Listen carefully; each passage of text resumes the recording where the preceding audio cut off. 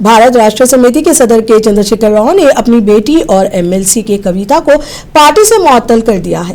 Party के मुताबिक इनके हालिया पार्टी मुखालिफ रवैये और बीआरएस के मफादात को नुकसान पहुंचाने वाली सरगर्मियों को देखकर यह कदम उठाया गया है।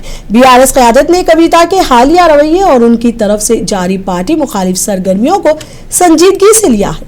याद रहे कि कविता ने कल खुलेआम अपने रिश्तेदार और पार्टी के लीडर हरीश राव और साबिक रुकन पार्लिमान जय संतोष कुमार पर अपने वालिद का इमेज खराब करने के इल्जामात आयद किए थे और कालेश्वरम प्रोजेक्ट में बदउनवानी का ठेकर उनके सर पर उठाया था।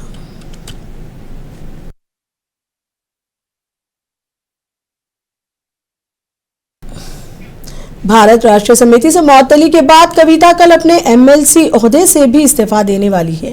बताया जा रहा है कि वो अपना इस्तीफा कानून साज काउंसिल के स्पीकर के हवाले करेंगी। इधर कांग्रेस लीडरों ने कविता की मुअत्तली पर शदीद रद्द-ए-अमल जाहिर किया है। तेलंगाना प्रदेश कांग्रेस कमेटी के सदर बी महेश कुमार गौड़ ने कहा कि यह सब एक स्क्रिप्ट ड्रामा है, जबकि कांग्रेस एमपी अनिल कुमार यादव ने कहा कि कविता के बयानों से तेलंगाना के अवाम के सामने सच्चाई आ गई है।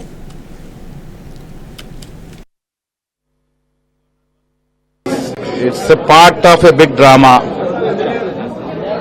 Kavita commenting on Harish Rao some time ago commenting on Kavita. It's all a part of a drama. Whole KCR family is one. Together they have looted the public money. They are one. They are only pretending as if they are different. Whole KCR family is playing a drama. Kavita's episode is one of that drama's episode. Especially Kavita is a part of that family. Kavita is the part of that party and also the member of Legislative Council, ex-member of Parliament.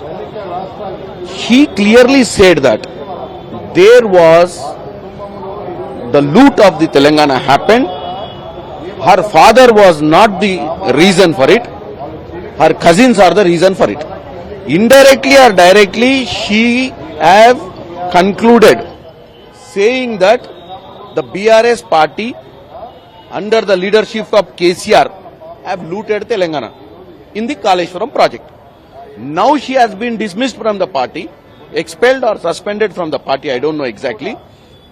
Now it is a time for her to come clearly, not only talking on the media, she should go to the CBI or any other investigation agency and tell the facts that the BRS, then TRS party has looted the people of Telangana.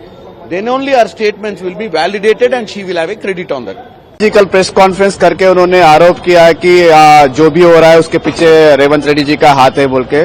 Kavita ji को मैं ये भी पूछना चाह रहा हूँ कि पिछली बार जब आपके खिलाफ लोग बोल रहे तो वही आपके पार्टी वाले ने बोला कि आपके पीछे केसीआर साहब का जो भी हो रहा है उसके पीछे भी रेवंत जी का हाथ है। आज आप लोगों का इंटरनल फाइट, आप लोगों का जो फाइट हो रहा है, आपके संतोष जी के हरीश राव के बीच में, केटीआर के बीच में जो फाइट हो रहा है, उसको आप लोग ये पॉलिटिकल एंगल देके इसमें कांग्रेस पार्टी को ब्लेम करने का, हमारे मुख्यमंत्री को ब्लेम करने का काम आप लोग कर रहे हैं। आज पूरा तेलंगाना का जो जनता है उनके सामने हकीकत आ चुका है। जिस तरह से आप लोगों ने, आपके परिवार ने जिस तरह से तेलंगाना को जो लूटा है उसका आज पूरा जो चीज है बाहर आ रहा है। तेलंगाना अवाम उसको जानने की कोशिश कर रही है।